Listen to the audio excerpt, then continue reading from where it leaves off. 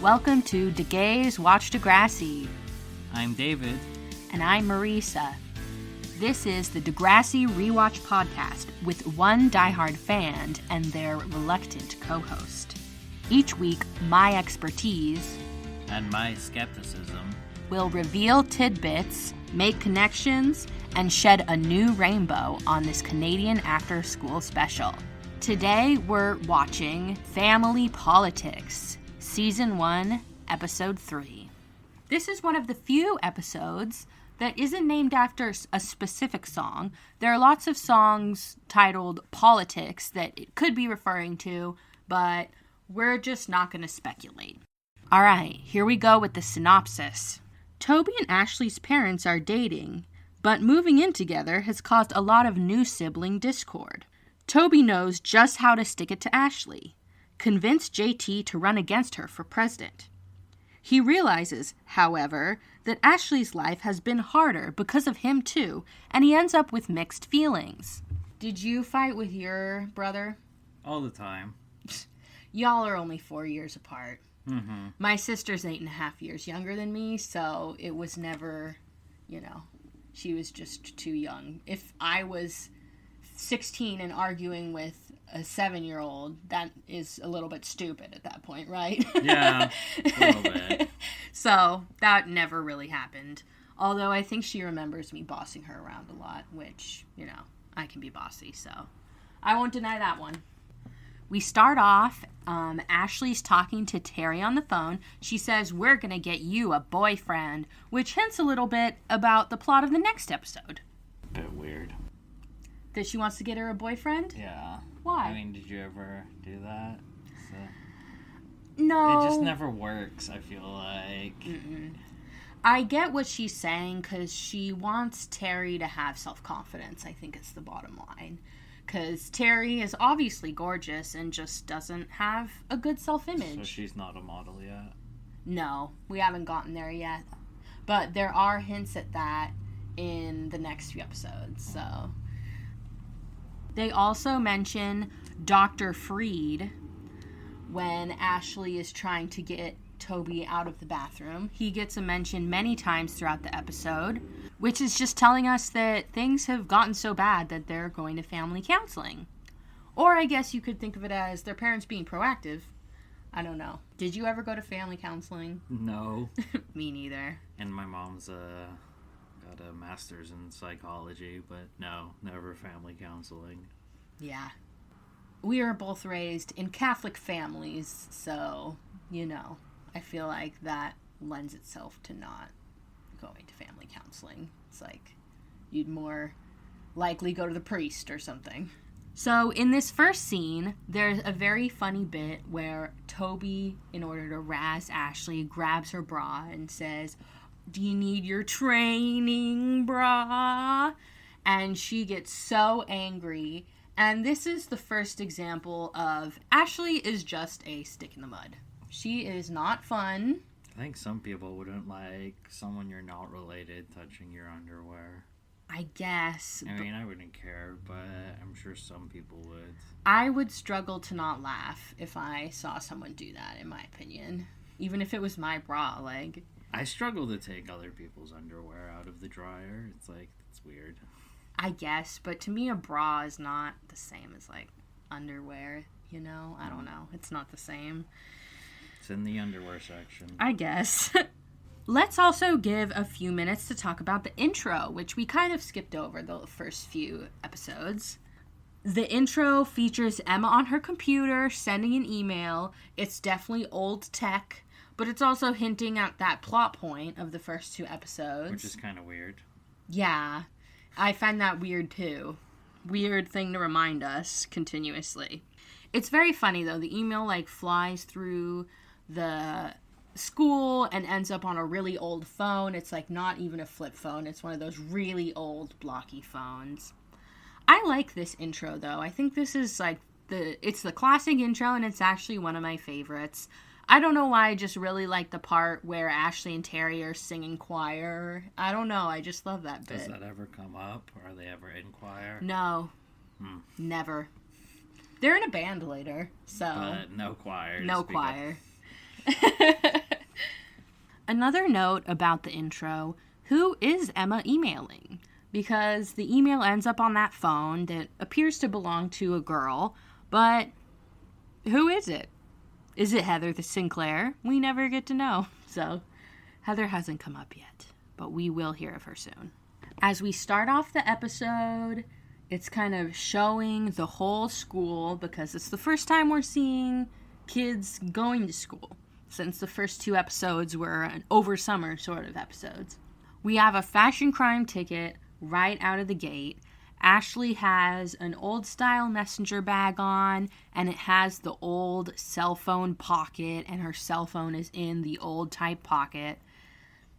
There was nothing wrong with this look back then, but it's just so dated now. Who has a cell phone pocket on their bag, you know? And iPhone wouldn't even fit in that thing.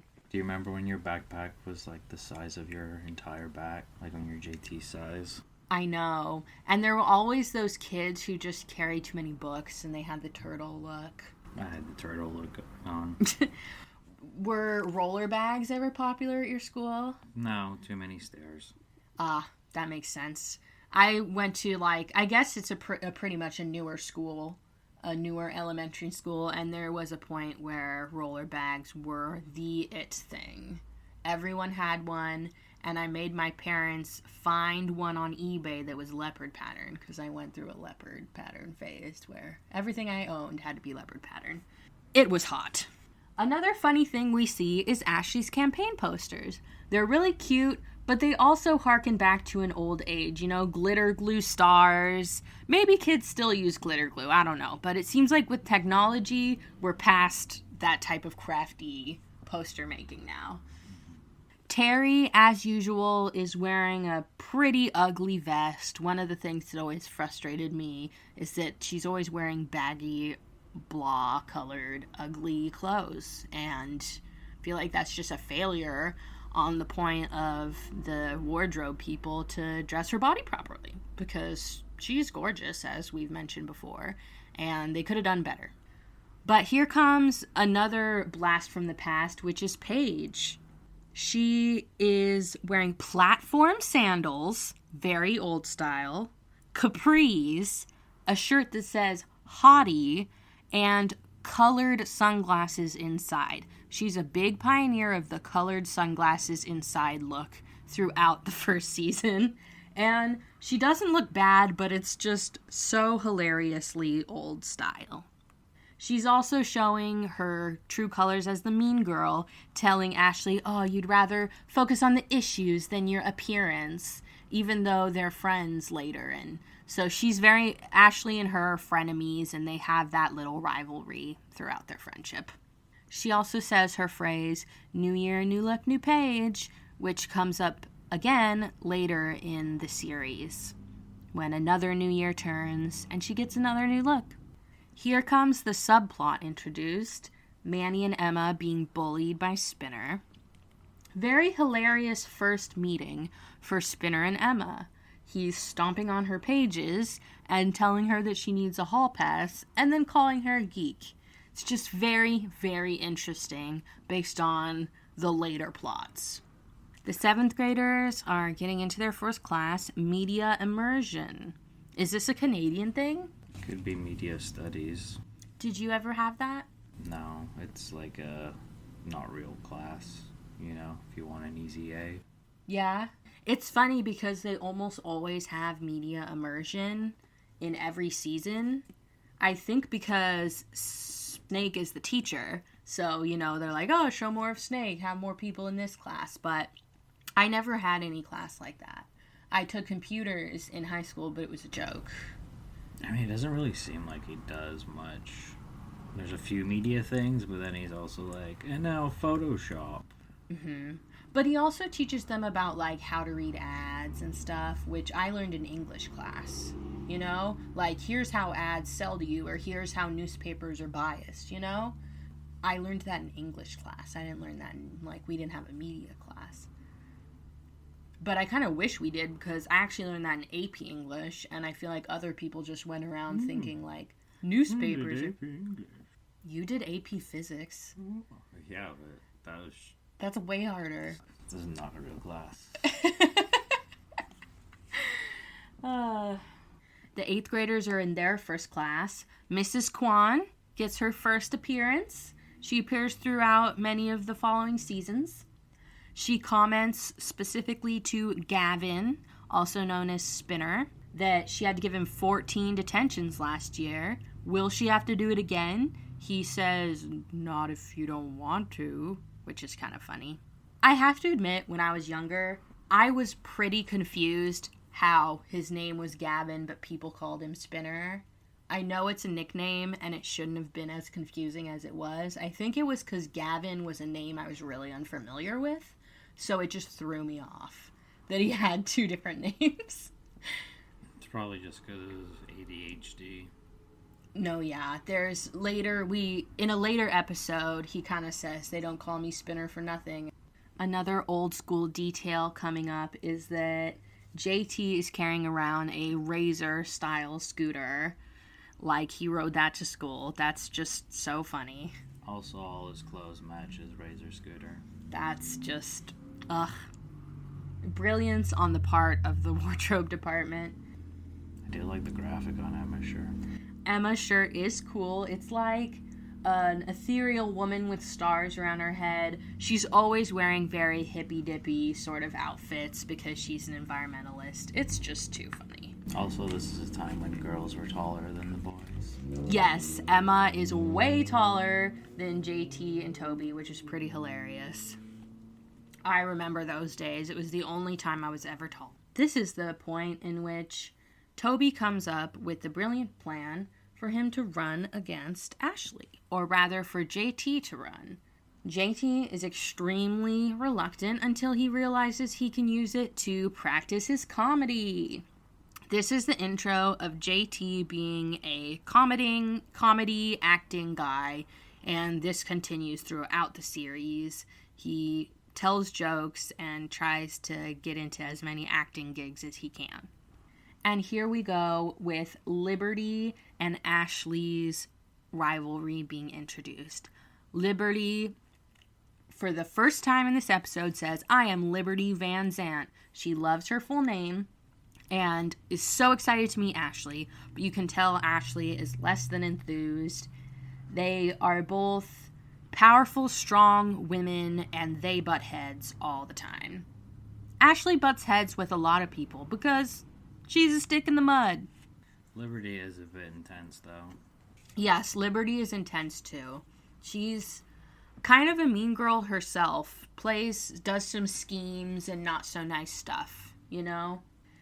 JT has his posters made by Toby. They say, JT York, unknown, unremarkable, underachieving, the underdog for president. Really hilarious, you know. Clearly a jokey campaign, but Ashley's taking it seriously and getting it upset about it. Did they have school elections in elementary school for you? Or yeah, we did. Middle or high school? Yeah, in all my grades, we had elections.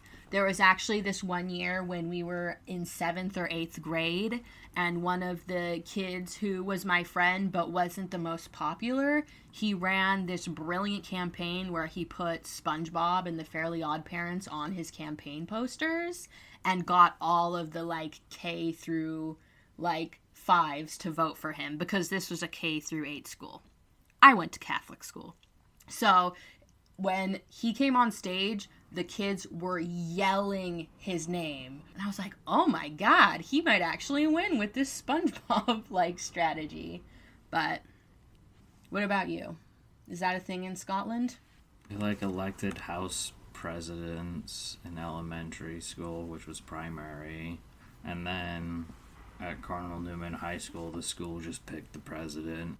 I think we used to vote at Ursuline, and then there was class presidents and then an overall president. Next, someone is going through the school and taking videos of people asking them about the election. It's kind of odd. Who is taking this video? Why are they taking this video? No one knows. It's just a weird convention of the episode. I'm guessing so that we can hear people's opinions on the election, But it's still weird because there's this person filming this thing, and it's not shown when they do the speeches or anything, so it's just like, is this for them personally? Like, well, there was all the deleted scenes that had the home movie filter. Maybe this is like an extension of that. Yeah, you mean when it was the reunion? Yeah, that's true. Maybe they were trying to keep that theme in all the episodes. But during this recording, we get the second Liberty Van Zant full name. It's the second time, but not the last time she's going to say it in this episode. We hear JT making a speech. He's getting lots of yucks, and that's obviously his goal. He also mentions, I will accept bribes. And guess what? Ashley's right there in earshot to hear him say that. Ashley decides to give her own speech, seeing JT getting so much attention. She's talking about the things she's promising to get. It's kind of funny because this scene is very similar to a scene in Degrassi Junior High, Season 1, Episode 1, Kiss Me, Steph. Stephanie is standing in front of the school, similarly saying the things she will do as president. One of the things she mentions is more information on family planning, which was the 80s euphemism for birth control.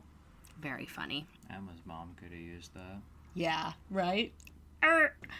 The episode where Spike gets pregnant actually won an Emmy, and that's why they decided to name her Emma. How about that?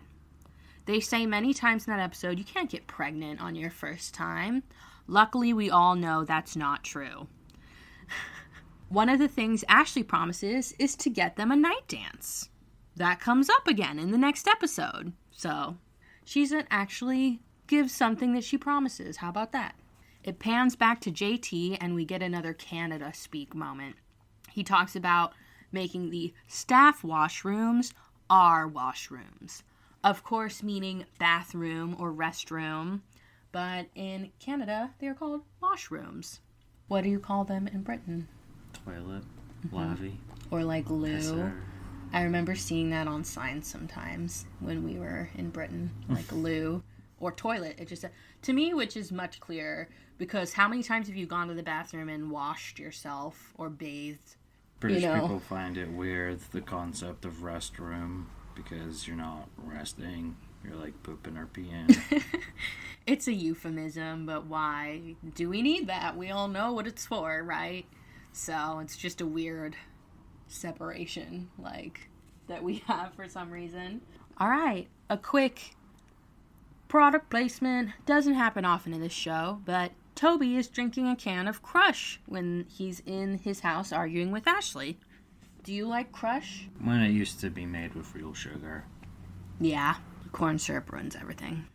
I'm not a big fruit flavor soda person. I like your Coke, your Dr. Pepper. I used to love Fanta when it was real sugar. Mm-hmm. It's interesting because I know Fanta was a thing in Britain way before here. I feel like in maybe 2006, Fanta was becoming a thing here, and they had the Fanta commercials. But before that, it wasn't really here at all. Up next, it's the next day, and we're hearing Paige through the lens of this mystery videographer. She decides to show off her brand new purse, which is a see-through purse. She's also wearing another pair of colored glasses. The purse just looks like a box. It looks like a makeup case, right? Not like a purse. But she holds up a Twix, I think it's a king size, and she says, oh, this isn't mine. And that scene's always kind of been like question mark in my mind. Like, why is she pretending like she doesn't eat candy? Or cute girls not allowed to eat candy? I don't know. Twixes are great. Maybe she doesn't want to share it. Maybe she doesn't want to share it. That would be the best explanation to me. You know? I don't get, girls shouldn't have to pretend they don't eat. Like, obviously they do. So, Toby is using his computer skills to do a poll. JT has 52% and Ashley has 48%. So JT is actually projected winner at the moment. But I would question his polling skills, How is he polling? Who is he polling? All that. JT's getting concerned because he doesn't actually want to have to do any work, like, as president. And then here comes the Liberty Van Zant, number 3. She previously said JT's never going to win, but now she's saying if he does, I'm going to offer excellent student government. She's just so ready for it. She also earlier mentions to Ashley that she wants to start a student newspaper. And that actually comes up in the next few episodes. So they do sow a few plot points like the night dance and the newspaper that end up coming back. Here comes the whatever it takes moment of the episode. Ashley's going to do whatever it takes to win this election, and that includes bribing JT. First, she offers him $50. Now, we went back, did some research, and found the 2001 Canada dollar to US dollar conversion. At that time, $50 would have been $32.50. That's how much she's offering him to drop out of the race. They argue a little bit. He tells kind of a funny joke about his older brother losing and his parents going on Prozac. It's funny, but in later seasons, inconsistency. This happens a lot in the first few seasons. They talk about people's siblings that never end up existing, or their parents when they end up having a single parent or whatever, because they just hadn't decided a lot of those details yet. So there's some of those mistakes in this first season. So his older brother never shows up. Eventually, Ashley raises the amount she offers to $80, which is $52 in American dollars. I could imagine being, a 12-year-old. $52 is a lot of money, especially back then. There weren't that many electronics. They had game systems, but there wasn't cell phones. There wasn't, MP3 or anything. Like, when you were 12, what was the big thing you wanted to buy? I'd buy video games. Yeah. And CDs. CDs. Oh, damn. Buying CDs. Or singles. If you were cheap. Oh, man. That's so wild. I know. My family used to, I had an allowance of money, but then I had allowances of other things, too. So my parents gave me a really, really small amount of money, like $8 a month. But then they would buy, I had a CD allowance, so they'd buy me one CD per month as, to build my musical development or whatever. And I think I could choose, a CD or a book, or, I could choose, a variety of things. So that was kind of cool. We'd go to Borders and, look at the books and the CDs. Did you ever listen on the, when they had the, deck things and you could, pick a CD? Mm-hmm. That's how I bought my first Queen album. There you go. Mm-hmm. I listened to it and I was like, oh, this is good. Bought a Queen Greatest Hits, 2-disc collection. Boom. Gay. Right out the gate. Can't believe you didn't get head lice from them. Oh, yeah. I was never paranoid about that type of stuff. Because, when you actually get lice, it's not from anything like that. It's just from one of your friends. It's never from anything random. I think this is also the first time we're seeing Canadian money on the show. I remember as a kid thinking their money looked so fancy. It has the foily bit and it's all colorful and stuff. And our money's different now, but back then we just still had the green, plain money. They have plastic money now in other countries. I'm pretty sure Canada has plastic money now. That's so wild. I mean, it makes more sense, right? Because, money tears and it's meant to, last and go through many, many hands, So, they also, in other countries, have the money that's different sizes. So, blind people and other types of people who have those types of issues can actually tell what money they're holding. Whereas we're screw you. It's all the same size. You better be well organized. Which kind of sucks, but... The conclusion of the B plot is Spinner shooting a spitball at Manny, and Manny starts crying. Terry's like, wow, good one, Spinner, which is probably a blow to him because it kind of implies he has a crush on her. But as soon as Spinner's gone, Manny stops crying. She was faking it. And very similar to the JT inconsistency earlier, she mentions, oh yeah, that always works on my older brother. But her older brother never exists after this. Like, for as far as we can tell, he either moves out of the house way early or, you know, she reverts to being an only child. Because in the later seasons, it's just her and her parents. And we get our Liberty Van Zant, number 3 of the episode. She's giving her speech, and boom, says her full name again. She just loves it. JT is giving a speech, and Toby calls Ashley out to let her know that he's going to reveal that she is a fraud and bribed JT. And that's what leads us to our "it goes there" moment of the episode. Ashley quits being whatever. She quits holding back, and she tells Toby, hey, this is what's up. You came into my house. My mom is doting on you, doesn't listen to anything I say, and it's made my life really hard. And you're at my home, you're in my school, and now you're all up in my election, and you're taking this one thing that I had away from me. It really puts things into perspective for Toby, and he immediately starts regretting this whole thing. He was only thinking about how hard things were for him and didn't really consider what was going on in Ashley's world. I was the older sibling, so I never really had that experience, but did you go to the same school as your brother? Not really. He was such an age that he was usually gone by the time you were there. Mm-hmm. Yeah, that makes sense. It's kind of cool your teachers remembered him, or like even your uncles. Didn't you say that? Well, that was the school he went to. Oh, so his teachers remembered his uncles. Mm-hmm. Right, got it.